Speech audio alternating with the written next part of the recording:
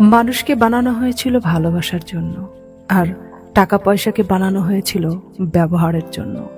অথচ মানুষ টাকাকে ভালোবাসে আর মানুষকে ব্যবহার করে। দুটি জিনিসের কষ্ট মানুষ সহ্য করতে পারে না।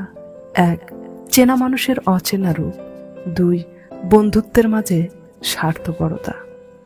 যাকে তুমি ভালোবাসো তার জন্য জীবন বিসর্জন দেওয়া সহজ, কিন্তু তার সঙ্গে সারা জীবন ঘর সংসার করাটা এতটা সহজ নয়। রেগে গিয়ে কোনো কিছু করার আগে একবার ভাবুন, কারণ প্রতিটি রাগে জীবন থেকে কিছু না কিছু কেড়ে নিয়ে যায়। বয়স বাড়ার সাথে সাথে আমাদের পেন্সিল ছেড়ে কলম ধরিয়ে দেওয়া হয়, কারণ এটা বোঝানোর জন্য এরপর ভুল হলে আর মোছা যাবে না। টাকা ঋণ তো চাইলেই শোধ করা যায়, কিন্তু খারাপ সময়ে যে পাশে থাকে তার ঋণ কখনোই শোধ করা যায় না। নীরবতা তার জন্য উত্তম জবাব, যার কাছে তোমার শব্দেরা মূল্যহীন। সাবধান, সব হাত বন্ধুত্বের হয় না।